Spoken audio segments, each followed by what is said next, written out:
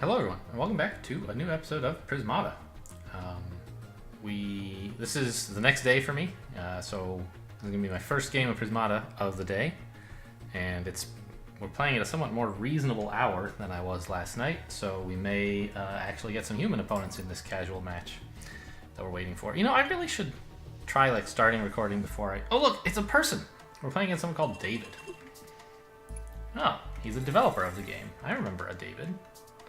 We're gonna get maybe murdered. Is he any good? I don't know, but I'm not. So what the heck is a thorium dynamo?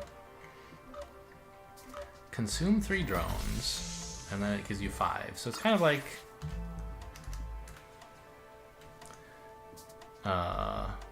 consume 3 drones, and it's like, oh, it's green and gold. Huh. It's not frontline or anything. So I could build those. Do I want them? Could I build one now? I could, right? That is no consume. Yeah, I could do that if I wanted. Okay, got it. Just checking. But what exactly are we doing here? Green looks good. These guys produce green.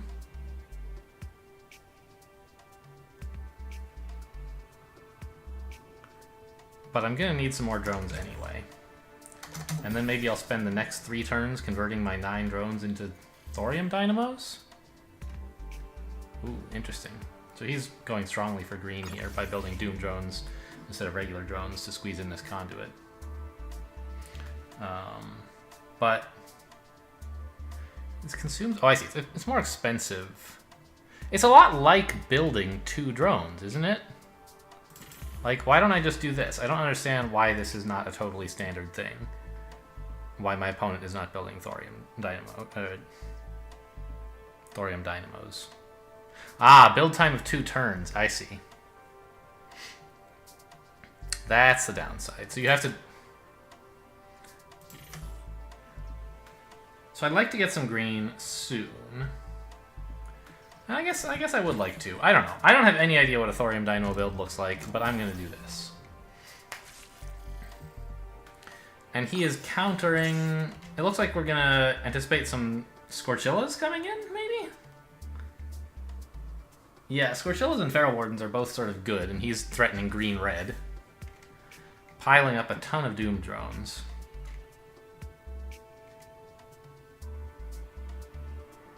Oh, I don't have any money!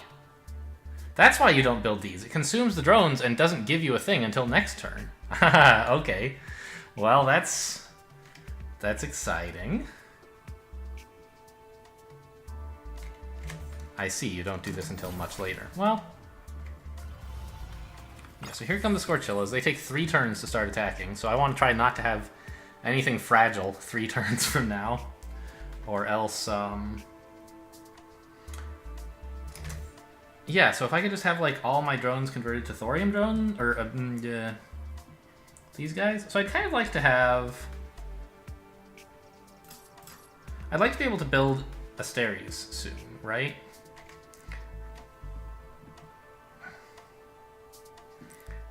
And the problem is, he's about to have Doom drones coming online. I feel like a little bit dumb here. What if I get this? And next turn, I can spend 16 on an Asteri and build like a steel splitter or a wall or something. That's 21, so I could build 1 drone to go with it. I expect he'll build a wall. Or, no, probably a steel splitter. Antima? Uh-oh. Is this... This is hitting together with the Scorchilla. Well, I had better make sure I don't have anything fragile. He's just gonna, like... Oh, man. Okay.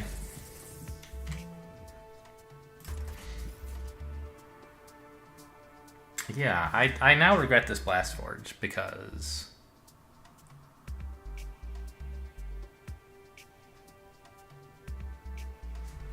Yeah, tell you what. We're just going to do this. Build a 6th drone and convert everything to dynamos next turn. Let him come in and attack me for a bunch. To build 2 more of these is going to cost me 10 bucks. I'll have 8 left. Yeah, I feel pretty bad about how this is going. I think David is like their AI guy. He's the one who works on Masterbot. Is that right?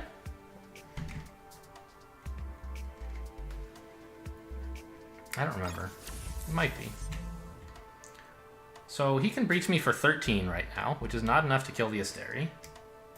And I'll say, all right, come on in. You can kill a Dynamo, basically.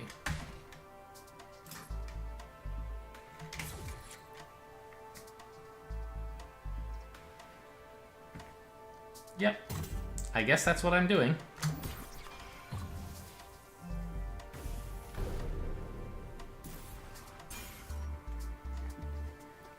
And just choosing to never defend here? I don't think that's going to work out so great for me. But he's not really attacking either, so maybe it'll be fine?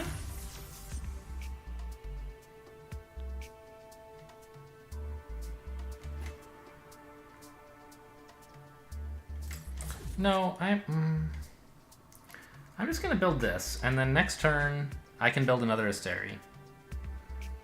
And I could click the Asteri cannon to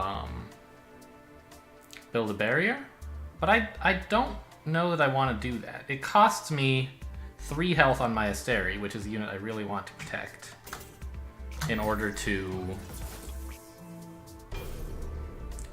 produce 1 health. And since we're choosing never to defend, yeah, I don't see this working. He, by using his Scorchillas synced up with an Antema, he really threatened a tremendous amount of breach in a big hurry, and also my inexperience with Thorium Dynamo caused me to do a thing that really doesn't work at all.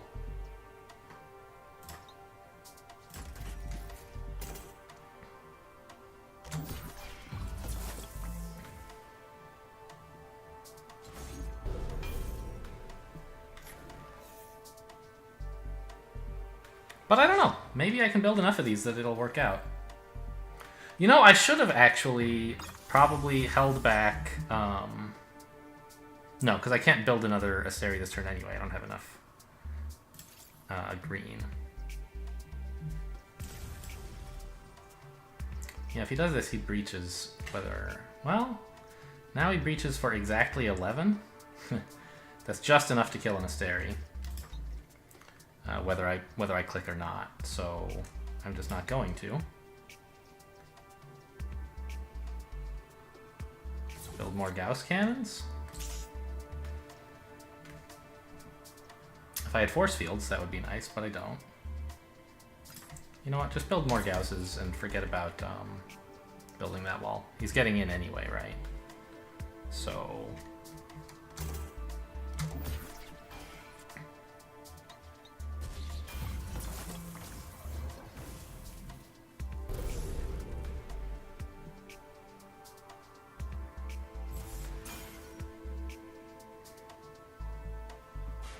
He's gonna have trouble defending all of this, actually. Isn't he? No, I guess not.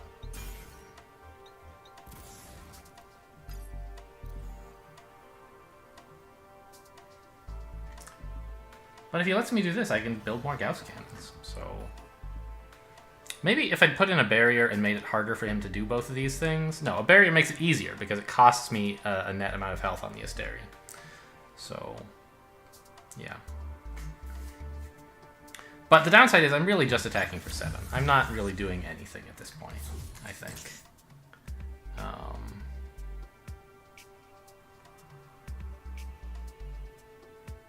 Yeah, I'm just costing him Force Field Wall, which he can produce pretty much as long as he likes. But we'll see how it goes.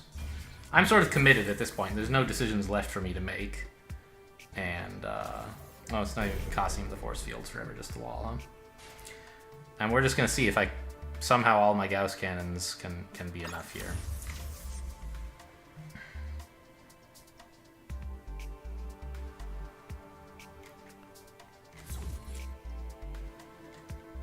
Yep, there you go, more Gauss cannons.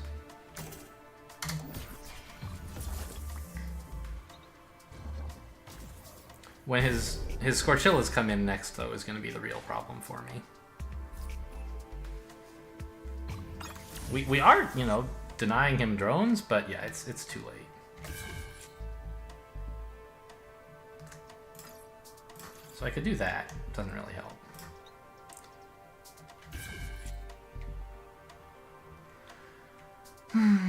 Okay. That's the idea with green, is that it's very difficult to kill it all, even if you do breach. So that's why I'm hoping that somehow all these green units that I've built will make life difficult for him. We'll be able to... Like, he's losing drones, right? Net minus on drones. In fact, is unable to comfortably defend this turn. Has to hold back some attackers.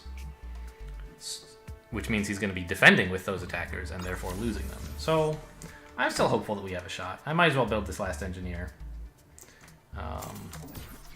Should have built it last turn, but it's not going to matter. And now I'm never, ever, ever going to be able to build anything again. And the only decision I'll be able to make is about how to breach him, if that's what I'm able to do. Which it looks like actually I am. So there goes a Tarsier. That's great. And next turn we can, yeah. I think we can make it through these Scorches. Nice. That was a surprising outcome. I thought we were in trouble here. I don't know where my emotes are or how to emote him, but I would have said well played if I knew how. Wow, I'm really pleased with that, actually. Let's look at the replay here and actually see if there's some way, like, can I send him a message or something? There we go. Well, whatever. You look at my social, like, awkwardness. I'm like, shit, can I send another message? Should I say, like, I thought you had me? I thought he had me. But I'm glad I didn't resign, and stuck with it and just kept doing things that seemed reasonable. So what all happened here, anyway? Like, first of all, these dynamos seem bizarre. I don't know.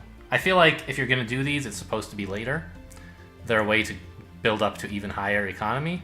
But I also kind of had the idea of going breach-proof, getting rid of all my drones as soon as I could. So maybe it was fine to do this? I don't know. I think it's really bad to have a turn with just 3 drones. But I guess that's the point of Dynamo, right? Is you choose to have a really bad turn when you sell off all your drones and they're not doing anything to get you some good stuff later. And they're very efficient, so maybe it was fine. Once I saw these Scorchillas coming, I think my Blast Forge was atrocious. This play makes no sense. Like, building blue stuff, are you kidding me? It's going to take him forever to start attacking. I built the Blast Forge because I was worried he would, like, build some attackers or something that would hit me. But, like, I'd already seen that he wasn't doing that. He built the Scorchillas. So I think that the Blast Forge to build a wall was just silly. My whole game plan was about not defending, and I shouldn't have said, yeah, blue, that's what I need. Then when I see this Antima Comet coming, it's like, I really need to be breach-proof by the time all these engineers appear. So I don't think I showed you Antima Comet. The idea is it costs 2 turns to build, and it's very, very cheap. But it's not a unit you get to keep. It just has the effect that for 1 turn, all of your engineers get to attack for 1, basically. And so people do this and then build a ton of engineers. With the idea of a big turn where you force your opponent to defend a lot instead of building attackers, and after that you have engineers available to defend with, while you build up your own attackers for the follow-up. But my plan involved not having anything that I care if he breaches. Plus, he wasn't able to build really a very big Antima Comet, right? Just, it attacked for 7, plus his, well, plus the Scorches, of course, made it was a total of a lot.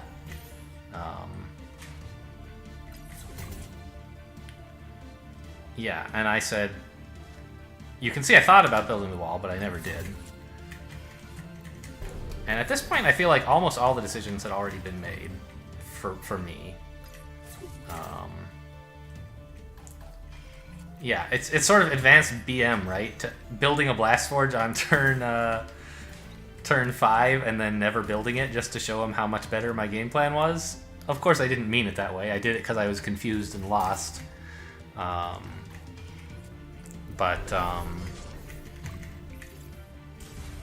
It was really quite silly to do with with my overall plan, and I think he was sort of punished for a couple of things.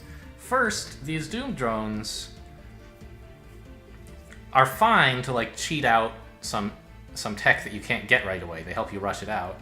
But you pay the price in that you are working with a very, very small number of real drones. And he committed to having a ton of technology as well to rush out this Antima Comet. But with no real drones behind, you can't build that many engineers. And if you do, you come out of it with still like no drones. Scorchilla's another unit that's not very efficient. So I don't know. It seemed like he tried to rush too fast, I guess, in a set where it seems like it's possible for me to build stuff that doesn't mind being rushed. That's sort of my non-expert analysis of what happened here. Maybe he also could have won if he'd like attacked my Asteri cannon instead of my drones, but I doubt it. I think killing the drones was pretty important. I think he had to prioritize those. And he resigned here, but you can see we're about to attack and kill several Scorchillas before they get to attack next. 3 of them. He'll just be attacking for 6, and obviously that doesn't bother me at all. Cool. So that was a game, and I'm very pleased with it. Let's get one more in there.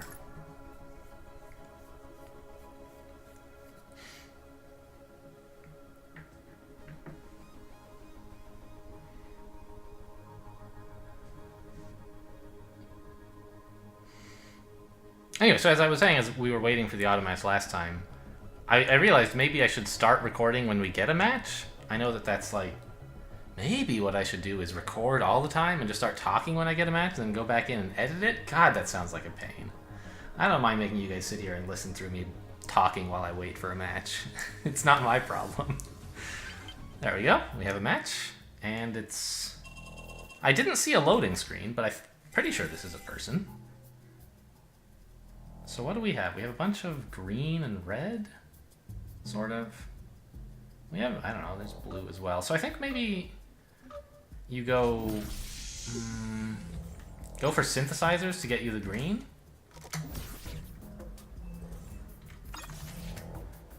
Really? 3rd engineer? I don't agree with that. We should punish this. How do we punish this?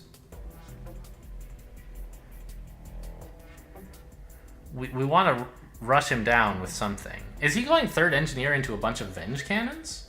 That's the only excuse I can see for a 3rd engineer here, and I don't think it's good, but it's interesting. I guess Venge cannon is the rush, right? Is what you do to threaten to punish him for trying to build too much economy.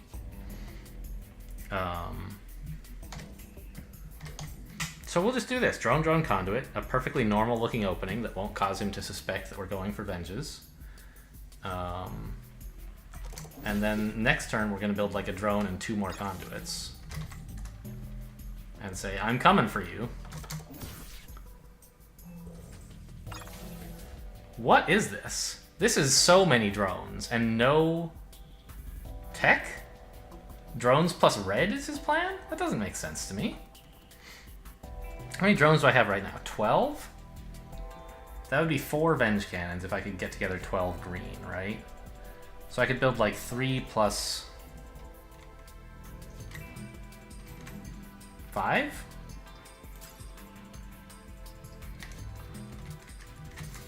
I could build a Venge now. I need 12 green. 3 plus 4 plus 5 is how you get there, right? So I could build a Venge.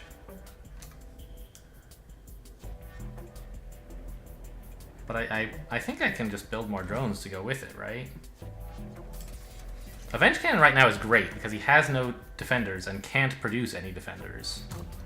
And I can just start chewing away at his engineers right away. I don't think this whole Feral Warden thing is going to work out at all for him, but sure, go for it, I guess. So how many drones do I have left? I have 8. I want to have 9, and I'd like to have 9 green. I can't get that. But I could have, like, 8 green. So I want to have, like, this will give me 6 green available, right? I can build 2 more Venges with that.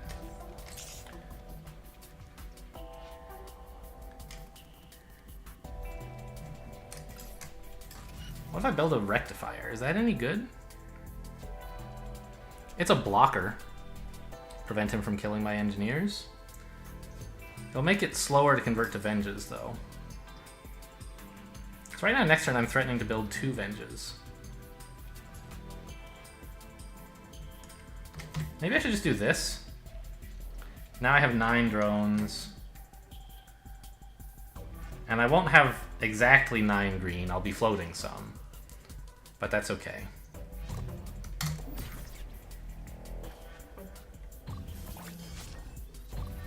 Okay, yeah, this is clearly a bot. No way a human played that fast. And I should have noticed earlier, I guess.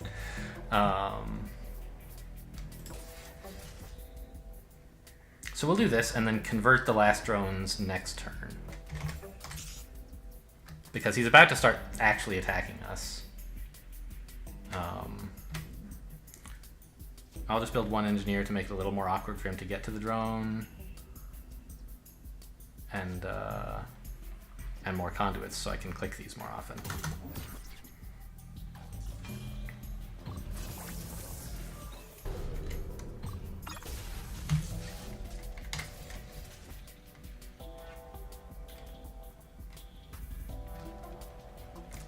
I guess I can build 1 last engineer.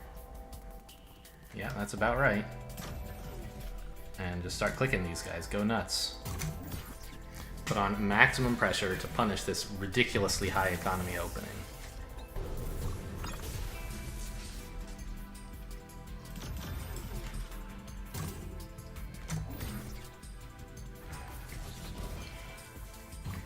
Yeah, see, he's not really attacking at all.